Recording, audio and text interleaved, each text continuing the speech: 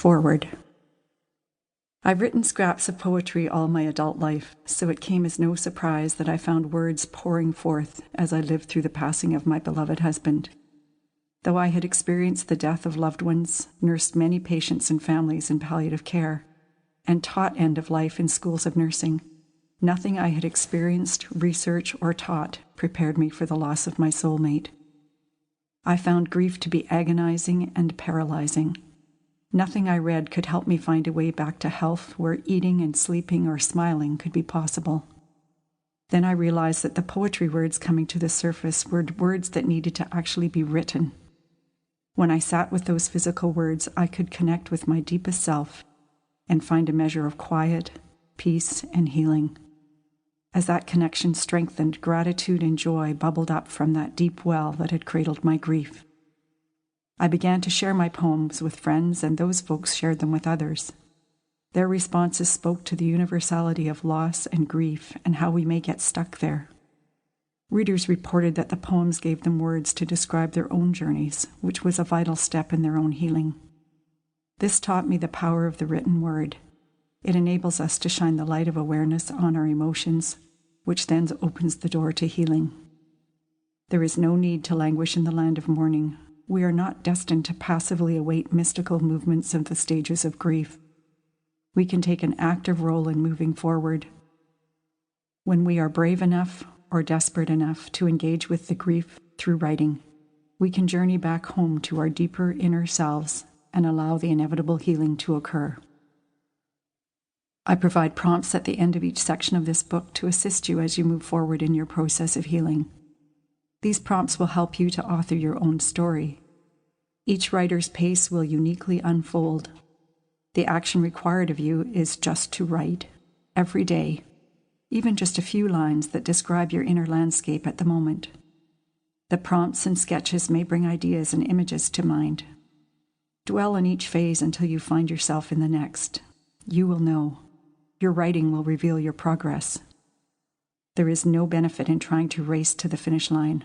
The gifts of the journey are invaluable. My desire is to give expression to the experiences of loss and grief, that my words will resonate in the souls of others. I hope to provide a space for you to describe your own journey and experience the therapeutic power of writing. I hope to provide caregivers and educators with a fuller understanding of grief that surfaces from the soul, not the mind. May you recognize that we can walk in communion with our souls. Healing is available there to even you, even now. Shipwrecked. I finally understand this grief. It's not just that I've lost my first mate. The whole damn ship has gone down. The floor upon which I could plant and move my feet. The sides that tucked me in and kept me safe from dangerous seas. The keel that stabilized my life. The rudder that kept me true to course. The lines that let me fill my sails with joy. The berth that offered a place to rest. The whole damn ship went down. First, the shock of the deep, cold water. Now the endless dog paddle, sometimes head above the seas, often swamped by rogue waves. No shore in sight. Flying. All the while that I was living with the dying, I was aware that I was living in a porch, a farmhouse porch, that little room between the outside and the inside of the place we call home, the place where people store odds and sods, barn boots, coats, hats, and gloves, a rickety chair, the broom and dustpan, a bucket of potatoes and another of onions, lending a peculiar odor to that dark, musty space, where an orphaned lamb or baby chicks could be nurtured till ready for the outdoors. That is where I lived. I no longer had a place inside our house, being usurped by the presence of another, a specter.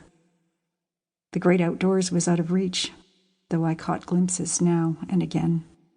But now that porch is gone.